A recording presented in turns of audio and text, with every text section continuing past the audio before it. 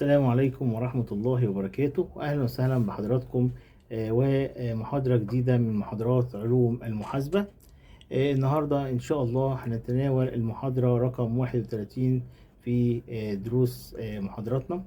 هي محاضرة الحقيقة يعني في درس شيق جدا، وموضوع يعني الكثير والكثير بيهتم بيه وبيتساءل عنه. هو درس التأجير التمويلي. طبعا ده هنتناوله طبقا لمعيار المحاسبة الدولي رقم 16 اللي هو ال IFRS نمبر 16. هنعرف الفرق بين التأجير التمويلي والتأجير العادي، وإيه الفرق بين التأجير التمويلي والشراء بالتقسيط، وليه المنشآت بتلجأ لعمليات التأجير التمويلي، امتى بتلجأ المنشآت عادة لعمليات التأجير التمويلي، وكيفية معالجة التأجير التمويلي محاسب. أرجو طبعا إن المحاضرة تكون مثمرة وتحقق الفائدة المرجوة بإذن الله إن شاء الله. ولو في أي استفسار طبعا أنا تحت أمر حضراتكم في أي وقت، طبعا عن طريق الرقم اللي حضراتكم عارفينه، رقم الواتساب اللي هو 012 22 88 22 05 على الواتساب. طبعا حضرتك تكتب لي تعليقاتك أو ملاحظاتك وأنا طبعا برد عليها بإذن الله. Financial Leasing، التأجير التمويلي. Financial Leasing، التأجير التمويلي. The concept of financial leasing according to the IFRS number 16 and to the Egyptian accounting standard number 20. الحقيقة يا جماعة إن التأجير التمويلي بيكون في معايير المحاسبة الدولية اللي هي ال IFRS رقم 16، المعيار الدولي رقم 16 التأجير التمويلي. وطبقا للمعايير المصرية بيكون المعيار رقم 20. التأجير التمويلي تعريفه طبقا للمعيار الدولي رقم 16 والمعيار المصري رقم 20. It is a leasing a specific asset for specific period and term agreed by both the lessor and the lessee. The lessee pays it to the lessor. هو عبارة عن يا جماعة تأجير أصل معين لفترة زمنية محددة بيكون متفق عليها في العقد المبرم بين كلا الطرفين المؤجر والمستأجر. It is a leasing a specific asset، يعني هو عبارة عن تأجير specific asset يعني أصل معين for a specific period لمدة زمنية محددة and term agreed، وبيكون في عقد مبرم بين كلا الطرفين by both the lessor and the lessee. بيكون بعقد مبرم بين كلا الطرفين اللي هو الليسور اللي هو المؤجر and the lessee اللي هو المستأجر. the lessee pays it to the lessor، يعني معناها أن المستأجر بيدفع مبلغ متفق عليه في العقد المبرم للمؤجر. lessee دي يا جماعة يعني معناها اللي هو المستأجر، والليسور اللي هو المؤجر.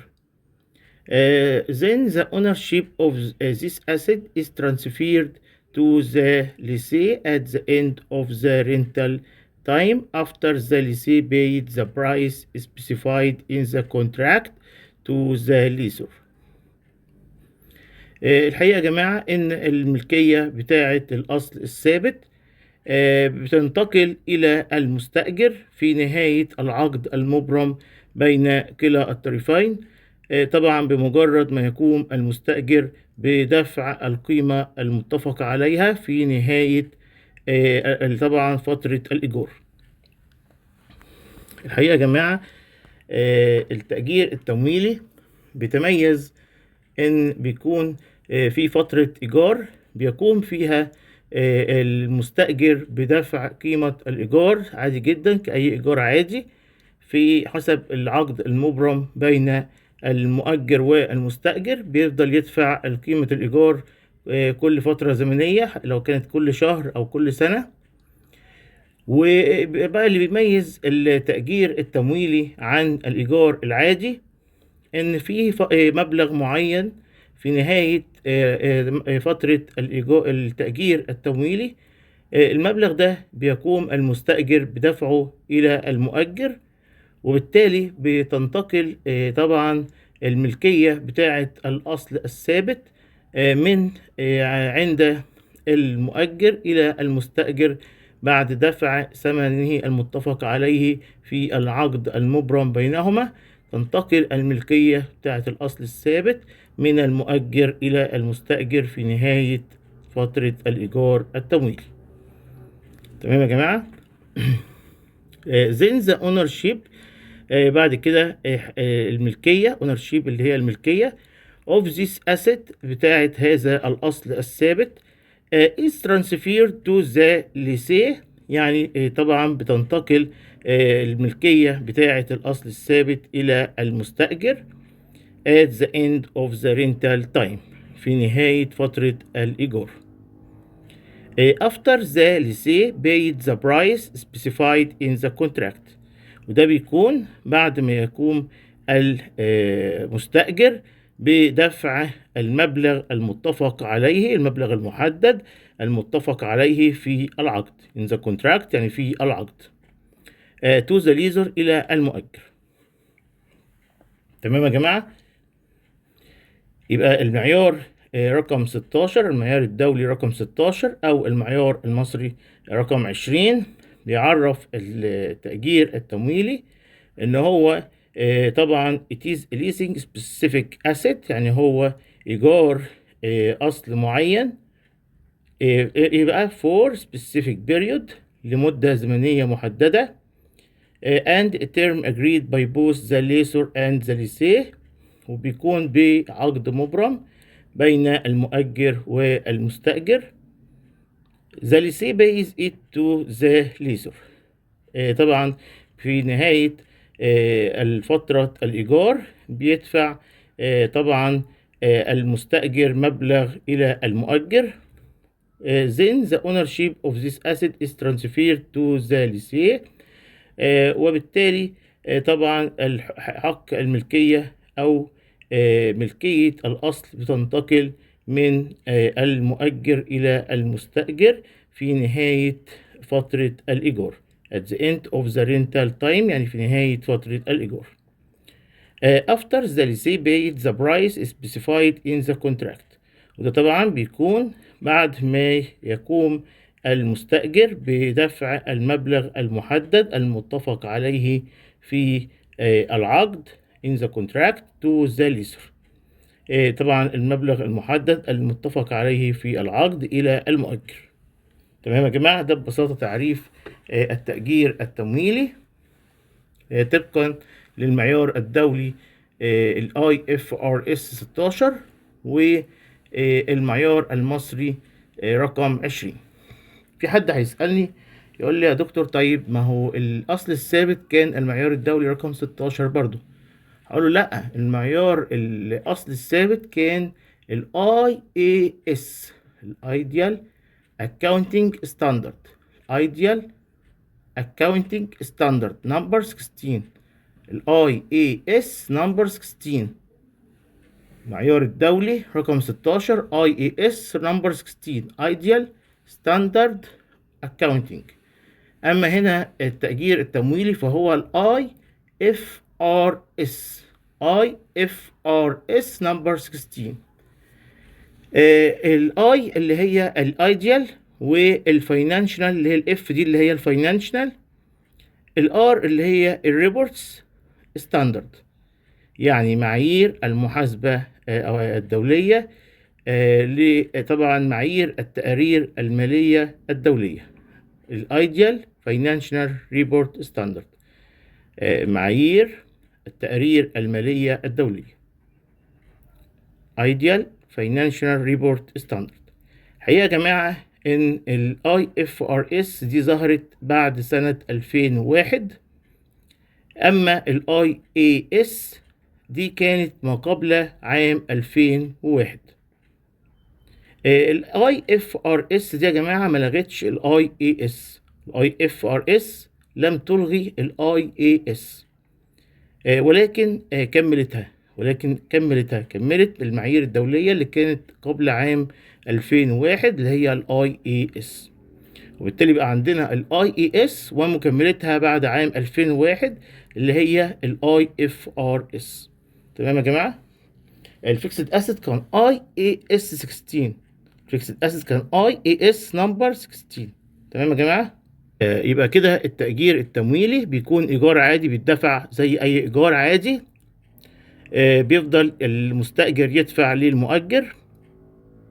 طيب ايه اللي بيميز التأجير التمويلي عن الايجار العادي؟ ان التأجير التمويلي في نهاية فترة الإيجار المتفق عليها في العقد، الحقيقة بيقوم المستأجر بدفع مبلغ معين هو قيمة الأصل المتفق عليه في العقد المبرم بينهما. وبالتالي بينتقل حق ملكية هذا الأصل الثابت من المؤجر إلى المستأجر في نهاية فترة الإيجار التمويلي. لكن في الإيجار العادي طبعا ما عمر ما حق الملكية بينتقل من المؤجر إلى المستأجر. وده اللي بيميز التأجير التمويلي عن الإيجار العادي. تمام. According to law number 95 طبقا للقانون رقم 95 of 1995 طبقا للقانون 95 القانون رقم 95 لسنة 1995 regarding the financial leasing law. كان بيرى ان قانون التأجير التمويلي the conditions of Egyptian accounting standard number 20 must be verified which are. يبقى في شروط عشان نقدر نقول ان ده تأجير تمويلي. يبقى في شروط عشان نقدر نقول ان ده تأجير تمويلي، وده بيبقى من وجهة نظر المادة 95 او القانون رقم 95 لسنة 1995. ايه هي بقى الكونديشنز دي اللي هي الشروط دي؟ نمبر 1 the ownership of this asset. حق الملكية، وده أهم حاجة اللي قلت لحضراتكم عليها، ده أهم شيء بيميز التأجير التمويلي عن الإيجار العادي. the ownership of this leased asset. حق الملكية لهذا الأصل المؤجر as a financial lease اللي هو طبعا مؤجر تأجير تمويلي، تأجيرا تمويليا. may be transferred to the lease at the end of the lease period after paying the price specified in the contract. تمام. يبقى the ownership of this leased asset يعني حق الملكية بتاع الأصل المؤجر as a financial lease اللي هو مؤجر تأجيرا تمويليا may be transferred to the lease at the end of the lease period. طبعا بتنتقل حق الملكية، ممكن ينتقل من إلى المستأجر، ممكن ينتقل إلى المستأجر at the end of the lease period في نهاية فترة الإيجار التمويلي. after paying the price specified in the contract بعد دفع المبلغ المتفق عليه في العقد. يبقى بيفضل يدفع عادي إيجار عادي طول فترة الإيجار، وبعد كده ممكن يدفع المبلغ اللي محدد في العقد، وطبعا تنتقل الملكية بتاعة الأصل المؤجر من المؤجر إلى المستأجر. يبقى the ownership of this leased asset الownership بتاعة هذا الأصل المؤجر as a financial lease اللي هو مؤجر تأجيرا تمويليا may be transferred to the lease at the end of the lease period after paying the price specified in the contract. طبعا ممكن تنتقل حق ملكية هذا الأصل المؤجر تأجيرا تمويليا من المؤجر إلى المستأجر في نهاية فترة الإيجار التمويلي، بعد ما يدفع المستأجر المبلغ المتفق عليه أو المبلغ المحدد في العقد. تمام يا جماعة؟ ده أول كونديشن، أول شرط طبقا للقانون رقم 95 لسنة 1995. تمام؟ نيجي نشوف الشرط التاني يا جماعة. one of the following two conditions is met. يبقى الشرط الأول عرفناه خلاص، ده ثابت لازم يكون موجود. يبقى فيه شرطين طبقا للقانون 95 لسنة 1995. الشرط الأول ده ثابت لازم يكون موجود. تمام يا جماعة؟ يبقى هما شرطين. الشرط الأول لازم يكون موجود، اللي هو طبعا أهم ما يميز التأجير التمويلي عن الإيجار العادي انتقال حق ملكية الأصل الثابت من المؤجر إلى المستأجر في نهاية فترة التأجير التمويلي، بعد ما يقوم المستأجر بدفع قيمة المبلغ المحدد في العقد في نهاية فترة الإيجار التمويلي. الشرط الثاني one of the following two conditions is met. يتحقق إحدى الشرطين التاليين. يتحقق إحدى الشرطين التاليين. يبقى الشرط الأول يكون موجود ومعاه إحدى الشرطين التاليين، واحد من الشرطين دول يكون موجود. في الحالة دي تقدر تقول إن ده إيه؟ تأجير تمويلي على طول. يعني لو اتحقق الشرط الأول وواحد من الشرطين دول، يبقى معنى كده إن ده إيه؟ فاينانشال ليزنج على طول، تأجير تمويلي. تمام يا جماعة؟ الشرط الأول وواحد من الشرطين دول. يبقى لو اتحقق الشرط الأول وواحد من الشرطين دول، يبقى ده إيه؟ طبقا للقانون 95 لسنة 1995. يبقى ده طبقا للمعيار الدولي IFRS نمبر 16 والإيجيبشن أكاونتنج ستاندرد نمبر 20. ده كده فاينانشال ليزنج. One of the following two conditions is met. إحدى هذين الشرطيين طبعا يكون موجود. إيه هو الشرط الأول اللي هو يكون موجود أو الشرط الثاني؟ الشرط نمبر A، الكونديشن نمبر A. The term of the financial lease must be greater than or equal to 75% of the useful life of the asset. إن العقد المبرم بتاع التأجير التمويلي يجب أن يكون أكبر من أو يساوي 75% من الحياة الإنتاجية أو العمر الإنتاجي للأصل الثابت. يبقى لو تحقق الشرط ده مع الشرط الأول، الشرط ده اللي هو بيقول إيه بقى؟ The term of the financial lease must be greater than or equal to 75% of the useful life of the asset. The term of the financial lease يعني عقد التأجير التمويلي، term اللي هو الكونتراكت اللي هو العقد، of the financial lease اللي هو التأجير التمويلي، must be يجب أن يكون greater than أكبر من or equal أو يساوي to 75% ل 75% of the useful life العمر الإنتاجي of the asset العمر الإنتاجي للأصل. تمام يا جماعة؟ يبقى دلوقتي عندنا لو تحقق الشرط الأول اللي هو طبعا انتقال الحق الملكية من المؤجر إلى المستأجر في نهاية فترة الإيجار التمويلي، ده شرط. والشرط الثاني اللي هو يكون طبعا لقينا معاه ان هو فترة الإيجار التمويلي تتعدى 75% من العمر الإنتاجي أو تساوي 75% من العمر الإنتاجي المقدر للأصل الثابت. يبقى كده على طول ده طبقا للقانون 95 لسنة 1995. ده كده بيبقى فاينانشال ليزنج، تأجير تمويلي. تمام يا جماعة؟ طب افرض لقيت الشرط نمبر 1 ومعاه نمبر بي 2 بي، يبقى برضو ده طبقا للقانون 95 لسنة 1995. ده فاينانشال ليزنج برضو، تأجير تمويلي. يبقى لو تحقق نمبر 1 مع 2A يبقى فاينانشال ليزنج، لو تحقق نمبر 1 مع 2B برضه فاينانشال ليزنج.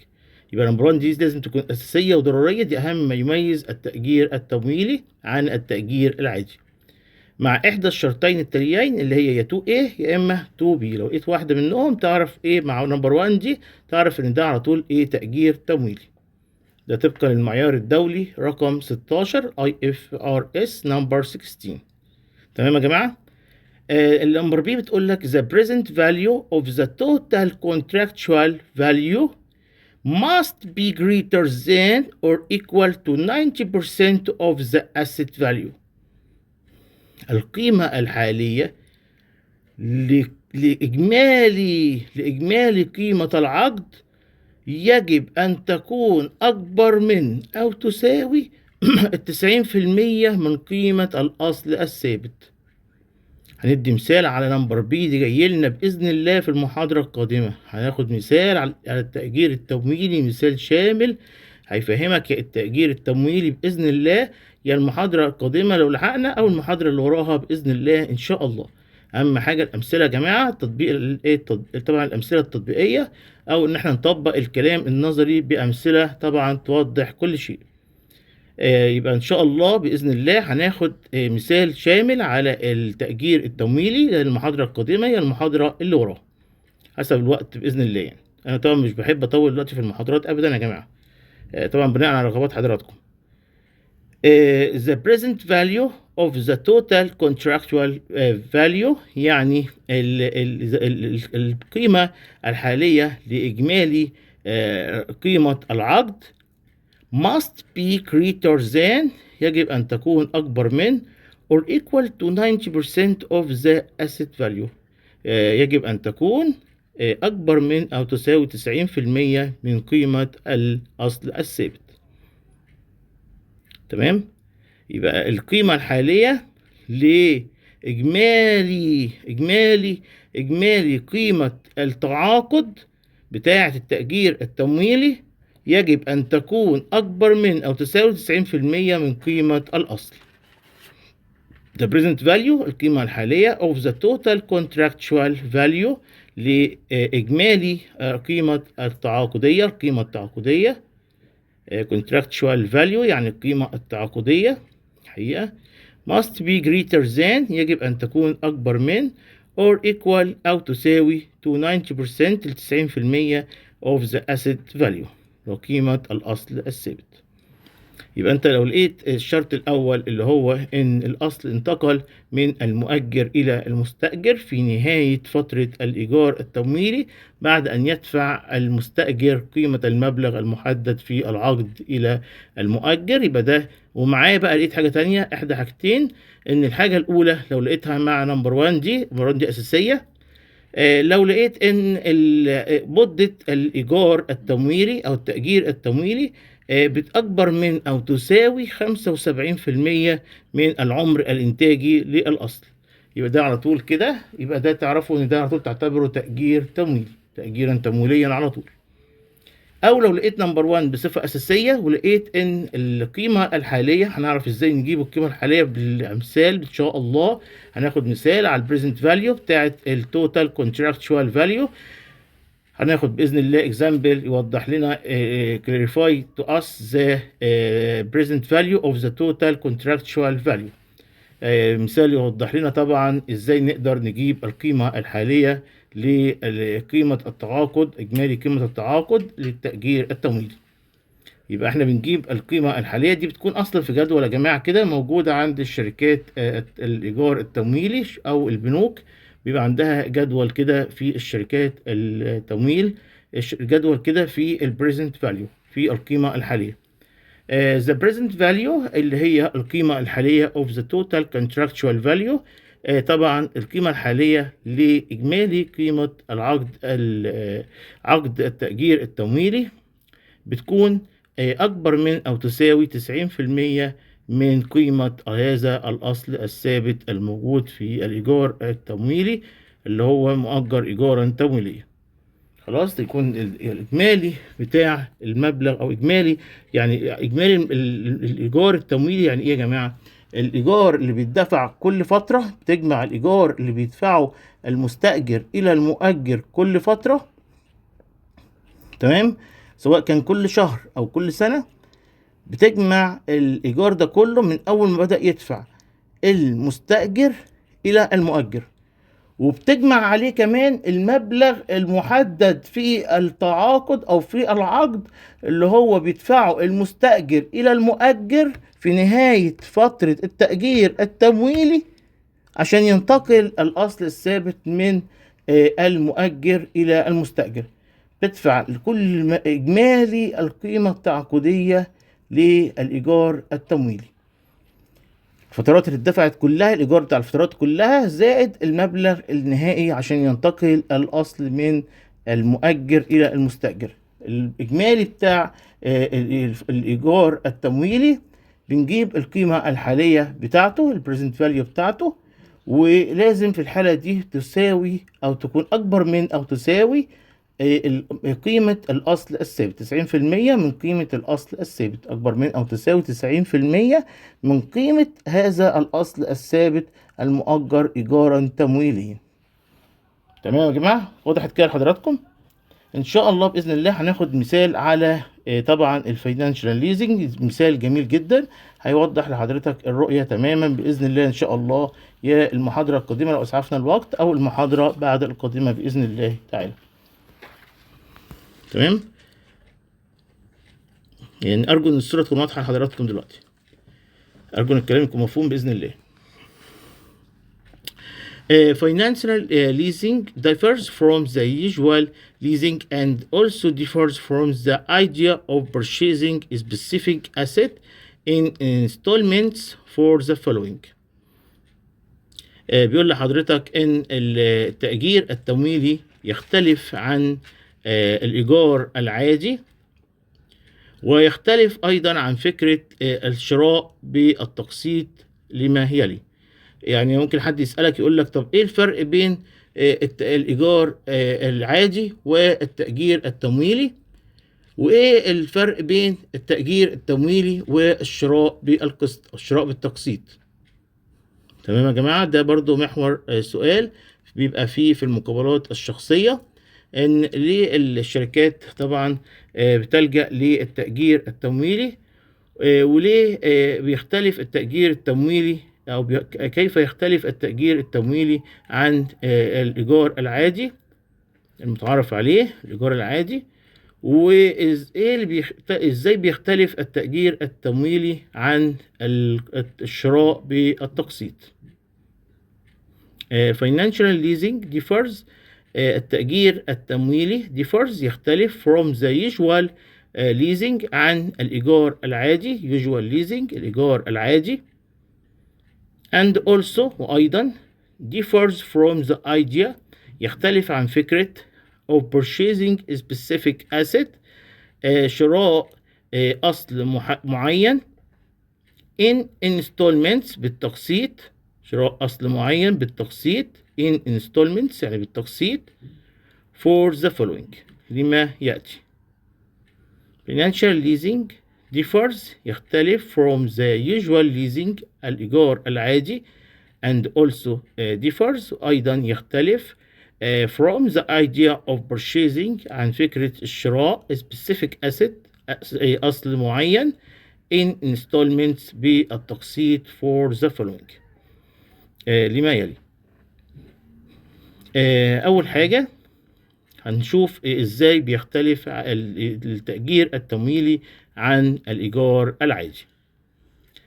Financial leasing differs from the usual leasing، التأجير التمويلي بيختلف عن الإيجار العادي. ازاي بقى؟ Financial leasing differs يعني التأجير التمويلي يختلف from the usual leasing يختلف عن الإيجار العادي. Because in normal leasing في الإيجار العادي the leased asset الأصل المؤجر is used through the agreed leasing period بيستخدم خلال فترة الإيجار. And the ownership of the leased asset والملكية بتاعة الأصل المؤجر doesn't transfer لا تنتقل to the lease للمستأجر after the end of the lease period في نهاية فترة الإيجار. وده أهم شيء طبعا بيختلف فيه التأجير التمويلي عن الإيجار العادي. يبقى how financial leasing differs from the usual leasing. كيف يختلف التأجير التمويلي عن الإيجار العادي. يبقى ده أهم شيء، إن في التأجير التمويلي الأصل أو ملكية الأصل الثابت بتنتقل من المؤجر إلى المستأجر في نهاية فترة الإيجار بعد أن يقوم المستأجر بدفع قيمة الأصل المحددة أو المتفق عليها في العقد المبرم بين المؤجر والمستأجر. تمام؟ أما في الإيجار العادي فلا تنتقل ملكية الأصل إلى المستأجر. تمام يا جماعة؟ المستأجر بس بيستخدم الأصل الثابت خلال فترة الإيجار فقط لا غير. Because in the normal leasing يعني عشان في الإيجار العادي أو التأجير العادي the leased asset الأصل المؤجر is used through the agreed leasing period. دي مهمة أوي الحتة دي، إن هو بيستخدم فقط خلال فترة الإيجار. is used through only through خلال the agreed leasing period خلال الفترة المتفق عليها في فترة الإيجار. and the ownership of the leased asset وملكية الأصل المؤجر doesn't transfer لا تنتقل في اليوجوال leasing. the ownership doesn't transfer في اليوجوال leasing the ownership of the leased asset doesn't transfer لا تنتقل الملكية الأصل الثابت في الإيجار العادي لا تنتقل to the lease after the end of the lease period لا تنتقل إلى المستأجر في نهاية فترة الإيجار. تمام يا جماعة؟ يبقى ده نمرة واحد، عرفنا ازاي بيختلف الإيجار التمويلي عن الإيجار العادي. تمام؟ نيجي نشوف الشق الثاني من السؤال ازاي بيختلف التأجير التمويلي عن الشراء بالتقسيط.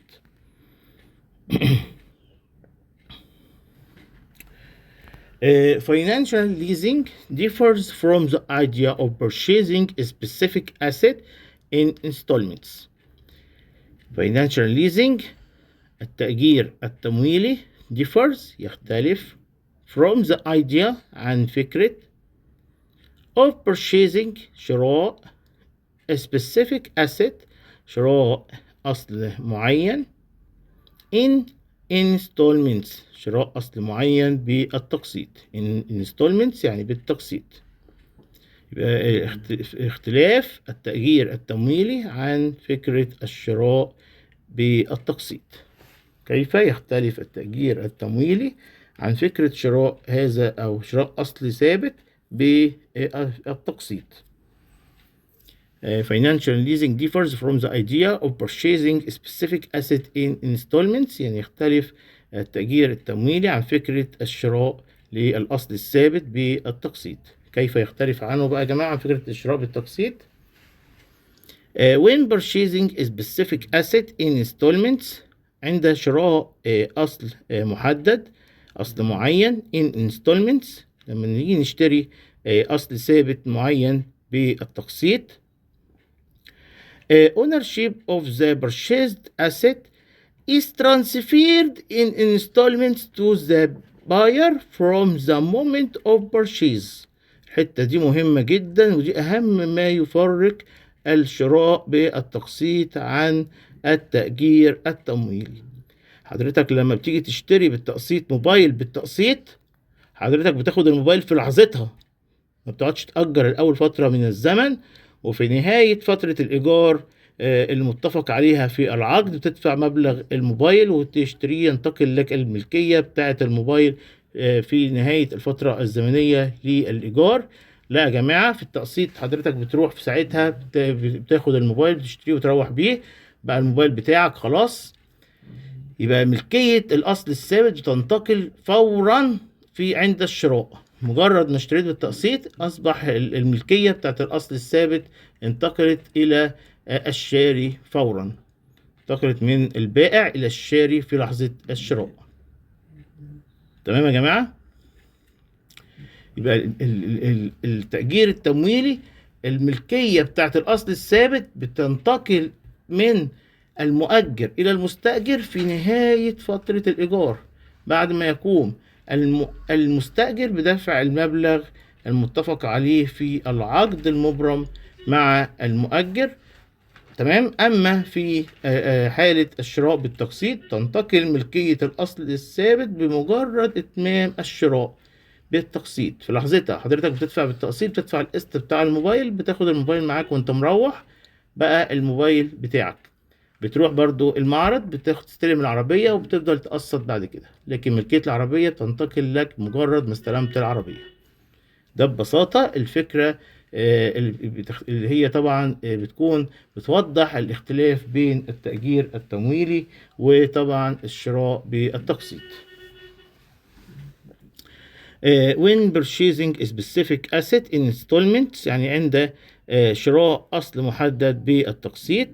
ownership of the purchased asset، الملكية بتاعة الأصل الثابت is transferred in installments to the buyer from the moment of purchase، تنتقل في حالة الشراء بالتقسيط من البائع طبعا إلى المشتري طبعا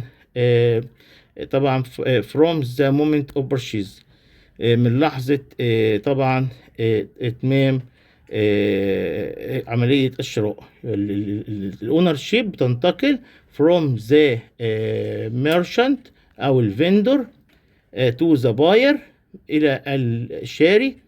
يبقى في لحظة عملية الشراء طبعا بالinstallment when purchasing in installments the ownership is transferred from the vendor أو المارشنت اللي هو البائع أو الفندور أو السبلاير from the moment of purchase to the buyer، تنتقل من لحظة الشراء إلى المشتري، تنتقل to the buyer المشتري من لحظة الشراء. يبقى ده أهم شيء طبعا بيميز التأجير التمويلي عن الشراء بالتقسيط، إن الأونرشيب is transferred from the merchant تاجر أو الفندور أو طبعا السبلاير المورد to the buyer إلى المشتري from the moment of purchase the fixed asset، من لحظة شراء الأصل الثابت in installments، من لحظة شراء الأصل الثابت بالتقسيط. يبقى when purchasing specific asset in installments، عند شراء أصل ثابت بالتقسيط ownership of purchased asset، الملكية بتاعت الأصل الثابت المشترى is transferred بتنتقل in installments، بتنتقل في حالة الشراء بالتقسيط to the buyer إلى المشتري from the moment of purchase، من لحظة الشراء and the moment he acquires the asset and the buyer has the right to sell it، ومن لحظة ما طبعا خلاص استحوذ على الأصل الثابت، من لحظة الشراء استحوذ على هذا الأصل الثابت، ممكن اللي هو المشتري ده عنده حق إن هو يبيعه كمان.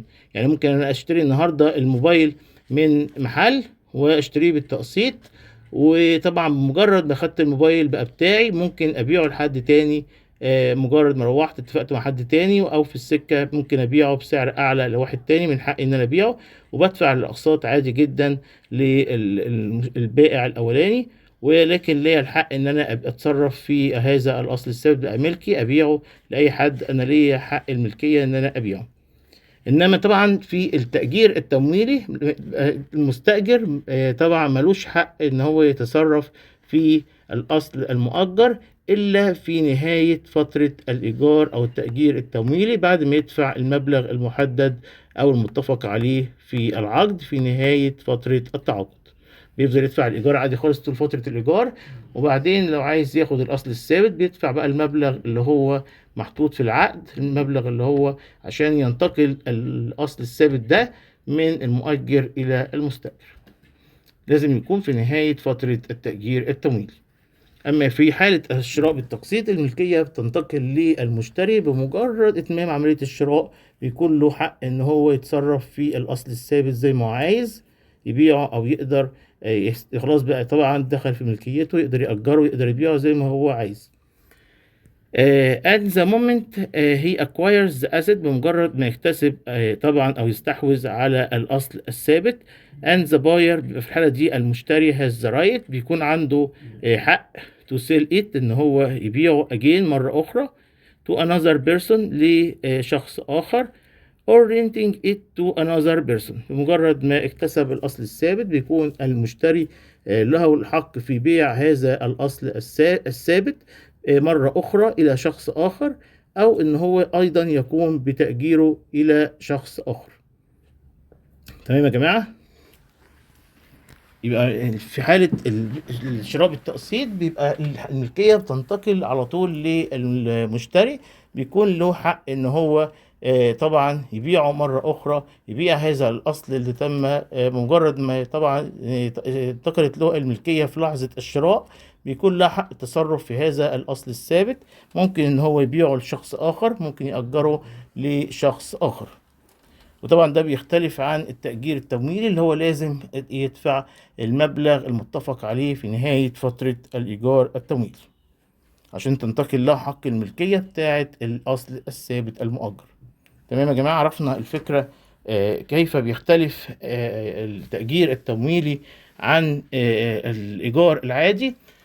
في الإيجار العادي لا تنتقل أبدا الملكية بتاعة الأصل المؤجر إلى طبعا المستأجر، بيستعمل الأصل في فترة الإيجار فقط، ومجرد من انتهاء فترة الإيجار بيرجع الأصل اللي مالكه الأصلي اللي هو المؤجر.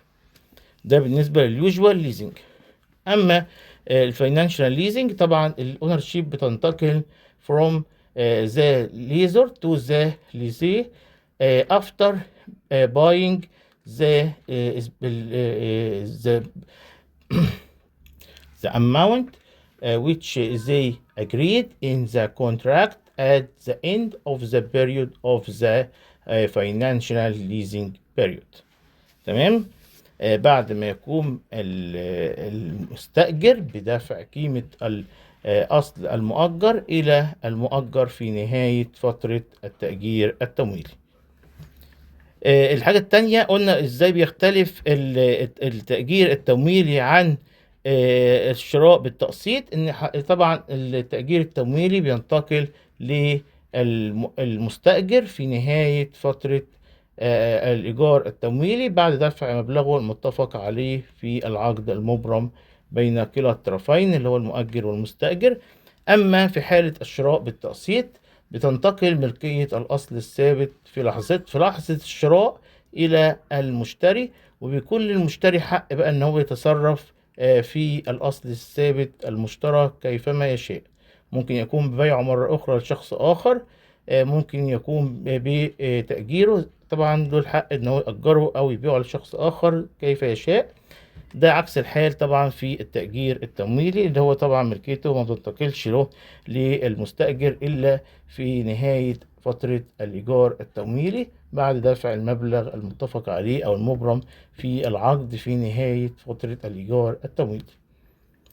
طبعا هنكتفي بهذا القدر النهاردة، وأرجو أن المحاضرة تكون مفيدة ويكون يعني الشرح وصل لحضراتكم، ويكون الشرح مبسط ويوصل الفكرة لحضراتكم.